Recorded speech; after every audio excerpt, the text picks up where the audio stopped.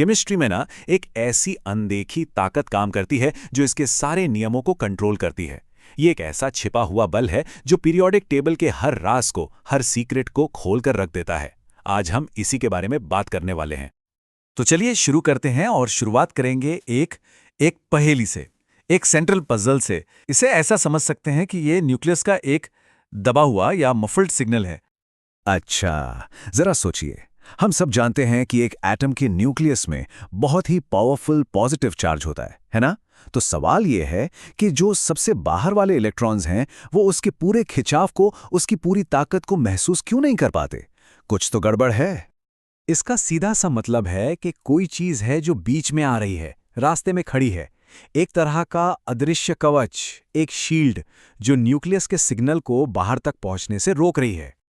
तो चलिए अब पर्दा उठाते हैं इस राज से, मिलते हैं उस कॉन्सेप्ट से जो इस पूरी पहेली को सुलझा देता है।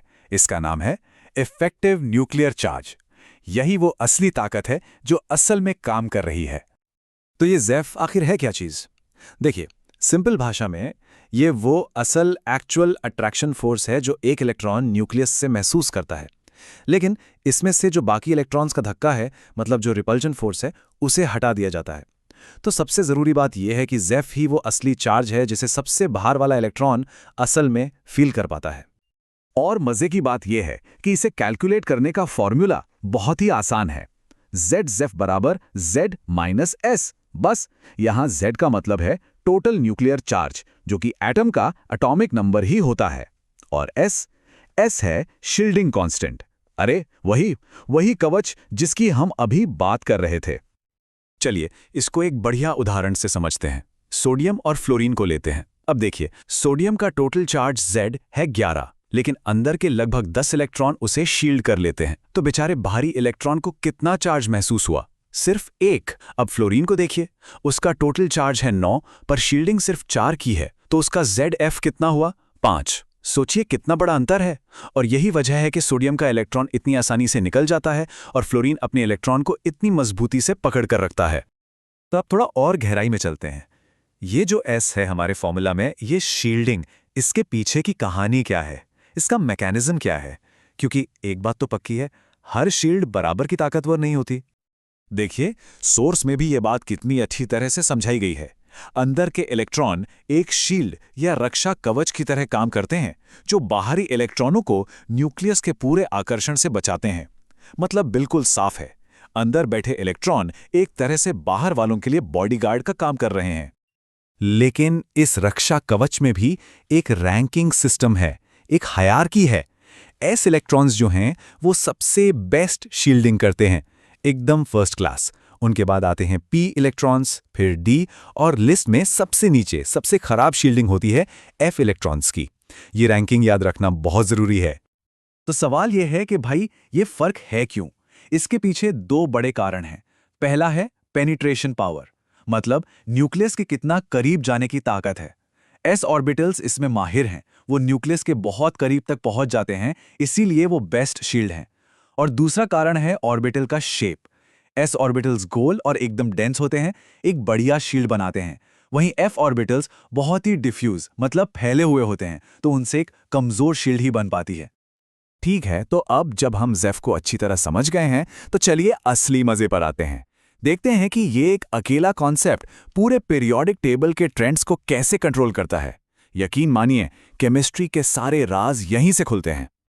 जरा इस टेबल पर नजर डालते हैं। देखिए, जब हम पीरियोडिक टेबल में लेफ्ट से राइट की तरफ जाते हैं तो ज़ेफ बढ़ता जाता है, मतलब न्यूक्लियस की पकड़ और मजबूत होती जाती है। और इसका असर देखिए क्या होता है।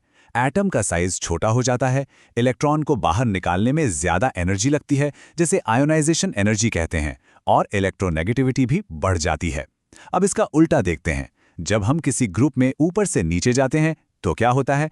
नए शेल्स जुड़ते जाते हैं, शील्डिंग बढ़ती है, जिससे ज़ेफ का असर उतना नहीं रहता। नतीजा, एटम का साइज बड़ा हो जाता है और इलेक्ट्रॉन निकालना आसान हो जाता है। सब कुछ जुड़ा हुआ है। तो इन सब ट्रेंड्स का असल दुनिया में क्या मतलब है? बहुत कुछ। ज्यादा ZF का मतलब है कि एटम का साइज छोटा होगा। मेटल्स का ZF कम होता है, इसीलिए तो वो इतने दानी होते हैं, आसानी से इलेक्ट्रॉन दे देते हैं। वहीं नॉन मेटल्स का ZF ज्यादा होता है तो वो इलेक्ट्रॉन लेने के लिए बेताब रहते हैं। और लैंथेनाइट कंट्रैक्शन जैसी चीजें, ये भी F इलेक्ट्रॉन्स की उसी खराब बेकार शील्डिंग का ही नतीजा है, जिससे ZF बढ़ जाता है और एटम सिकुड़ते चले जाते हैं। अच्छा, ज़ेफ के सिद्धांत से ही जुड़ा एक और बड़ा दिलचस्प कॉन्सेप्ट है।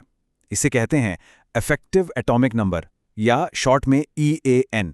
ये चीज़ कोऑर्डिनेशन केमिस्ट्री में बहुत काम आती है। मतलब जब हम ये देखते हैं कि एक सेंट्रल मेटल एटम के चारों ओर दूसरे मॉलिक्यूल्स कैसे चिपकते हैं या जुड़ते हैं। इसका भी एक फॉर्मूला है, EAN बराबर Z-X + 2N। अब ये हमें बताता क्या है? ये हमें ये बताता है कि किसी कॉम्प्लेक्स में, मतलब एक बड़े मॉलिक्यूल में जो सेंट्रल मेटल है, उसके पास लिगेंड्स यानी उससे जुड़ने वाले छोटे छोटे मॉलिक्यूल्स के आने के बाद कुल कितने इफेक्टिव इलेक्ट्रॉन्स हो जाते हैं। चलिए इसको भी एक उदाहरण से समझते हैं।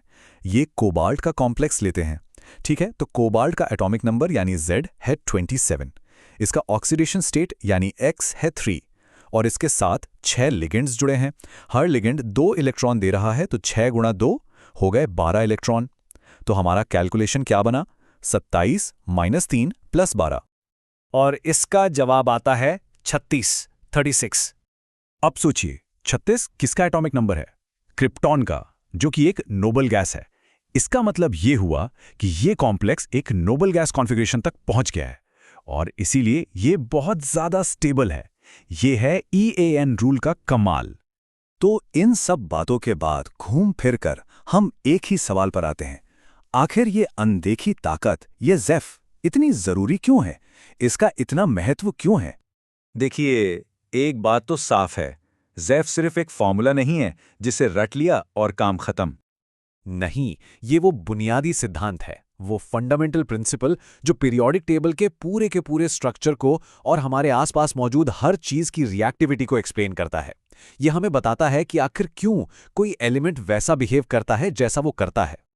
तो जाते जाते एक सवाल छोड़ जाता हूं, अगर एक इतना सिंपल सा नियम पूरे पीरियोडिक टेबल को चला सकता है, तो जरा सोचिए हमारे आसपास की दुनिया को और कौन-कौन सी ऐसी ही अनदेखी ताकतें हैं जो शेप दे रही होंगी। इसके बारे में सोचिएगा जरूर।